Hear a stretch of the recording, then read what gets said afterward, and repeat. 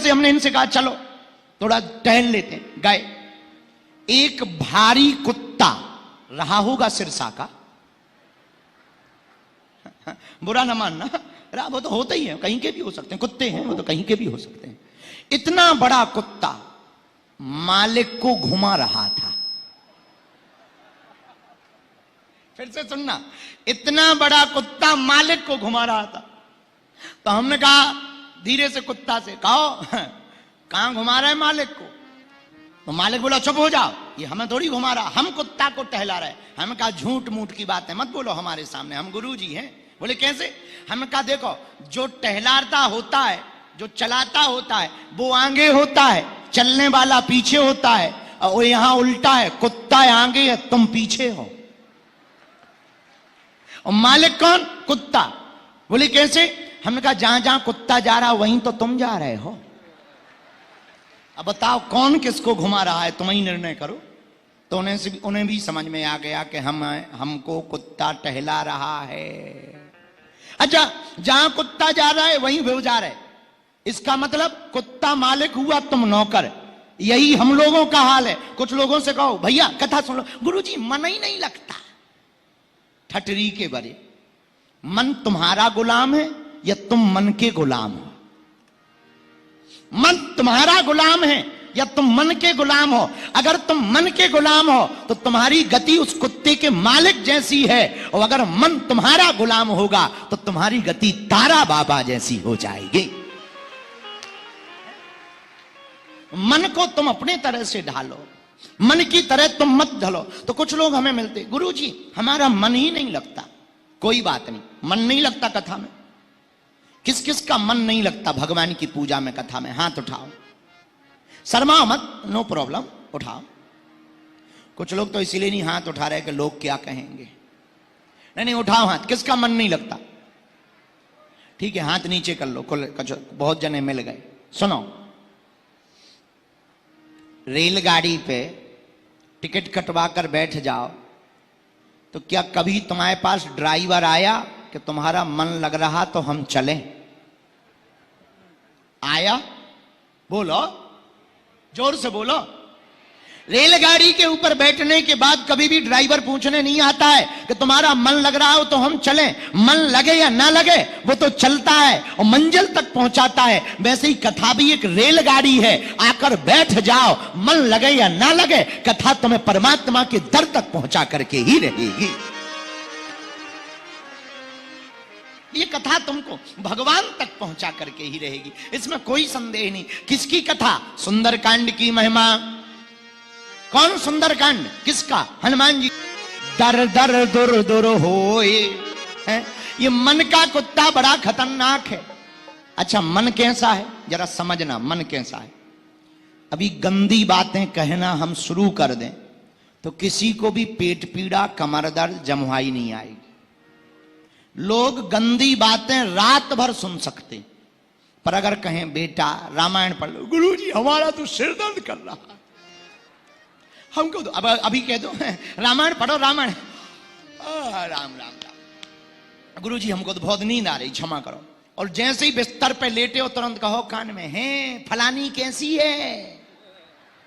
ओह, तुरंत उठ के कहेंगे हाँ गुरुजी ठटरी के बारे न कटा आगी के लगे। सत्कर्म की बात करने में नींद आती है, अब कुकर्म की बात करने में नींद भाग जाती है। क्या गजब का मन है। इससे निश्चित होता है कि ये मन बड़ा चंचल है। कुछ लोग यहां कथा में बैठे पर कुछ लोगों का मन नहीं बैठा। सिरसा के मार्केट में कोई चाट खा रहा, किसी का मन सिनेमा फिल्म में फिल्म देखने जा रहा। हमारे एक संत हमको कहते थे, तन से पूजा कर रहे मनवा गया बाजार, और कैसे रीझे सांवरा जुड़े न दिल के तार। है ज्यादातर लोग तन से पूजा कर रहे, मन से किसी को मतलब ही नहीं। मेरे पागलों, सिरसा के लोगों, आज की कथा का संकेत बड़ा प्यारा है। हमें तन को नहीं चमकाना, मन को चमकाना है। इसलिए मन के गुलाम नहीं बनना, हमको तो माधव का गुलाम बनना है। मन के गुलाम बनोगे तो बिखर जाओगे, माधव के गुलाम बनोगे तो निखर जाओगे। है? बिखरना हो तो मन के गुलाम बनो, और निखरना हो तो गोविंद के माधव के गुलाम बनो। कथा याद आ गई, सत्य घटना। गुलाम अगर तुम माधव के बनोगे तो क्या होगा? हमको एक कथा चरित्र याद आया, सत्य घटना है। वृंदावन से 13 किलोमीटर की दूरी पर एक गांव है। वहां एक बच्ची रहती थी। ये अभी कलयुग की घटना है, यही कोई 40-45 साल की। उसका नाम था उषा।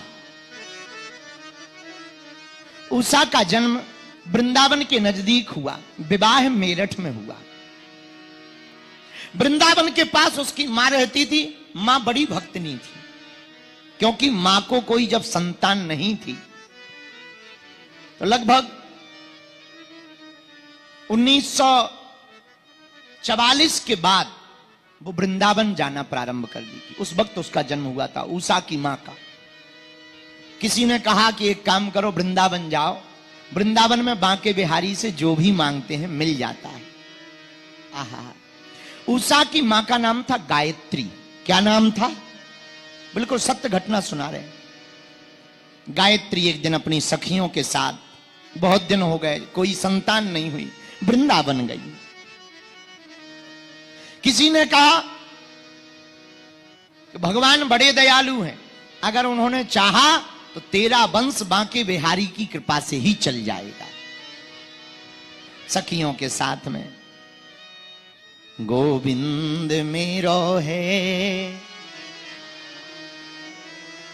गाती हुई जा रही है। 13 किलोमीटर की दूरी कीर्तन करते हुए हर अमावस्या को जाती थी और गाती थी, गोविंद मेरो है, गोपाल मेरो है। वो मिलने जा रही, कीर्तन गाते हुए गायत्री चली जाती। एक दिन अमावस्या के दिन भीड़ बहुत थी, बांके बिहारी में घुस गई, प्रवेश हुई। भीड़ बहुत, आंखों में नैनों में आंसू, हाथ में फूलों की माला।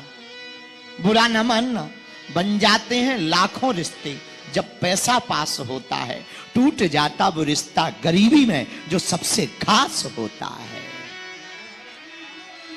गरीब घराने की महिला रोती ही हाथ में फूल माला लेकर के ठाकुर जी के चरणों में गई। एक गोसाई जी मिल गए। पंडित जी, कहां जा रही हो? दर्शन करना है। रो क्यों रही? पुराना जमाना है। गोसाई जी क्या बताएं, भगवान की कृपा से 2 वक्त की रोटी तो मिल जाती है, पर सब लोग हमें चिढ़ाते हैं क्योंकि हमारे कोई संतान नहीं है। पड़ोसन हमें रोज गाली देती है, कभी कभी तो जमुना जी में कूद के मरने का जी करता है। अब तो हम अंतिम बार आए हैं, लगता है अब हम दोबारा कभी बांके बिहारी के दर्शन नहीं कर पाएंगे। गोसाई जी, अगर हमारा वंश नहीं चला, अब हम बांके बिहारी को अपना मुंह नहीं दिखाएंगे, इनको भी तो बुरा लगता होगा। ऐसा कहकर उसने फूल माला चरणों में चढ़ा दी। गोसाई जी ने हाथ पकड़ा, चबूतरे पे चढ़ा दिया। इधर आओ। चबूतरे पर चढ़ाकर दरवाजे के पास में हाथ रखवाया, ठाकुर जी की तरफ देखा, कृपा कर देना, बहुत दुखियारी है। एक ठाकुर जी की गले की माला गायत्री के गले में डाल दी। ये बेचारी घर आ गई। आहा, नैनों में आंसू। कई दिन बीत गए। एक दिन इसने सपना देखा, एक छोटी सी बच्ची, एक छोटी सी किशोरी इसके आंगन में खेल रही है और कभी लड्डू मंगाती, कभी रोटी मंगाती, कभी भोजन मंगाती। सुबह उठ करके पति को अपना सपना सुनाया, अरे तुम्हें पता है आज सपने में कोई बड़ी प्यारी सी छोटी सी बच्ची आई है। पति भी ठाकुर भक्त था, लगता है श्री किशोरी जी आई थी। और भगवान की ऐसी कृपा हुई कि 11 महीने के बाद इनके घर पर एक बेटी का जन्म हो गया। गदगद होकर के गायत्री ने गोद में लिया, 2 महीने की बच्ची को, लाली को गोद में लिया और बांके बिहारी के चरणों में गई। फूल ही नहीं समा रही, सखियों को साथ लिए और आज तो नाचते हुए जा रही है।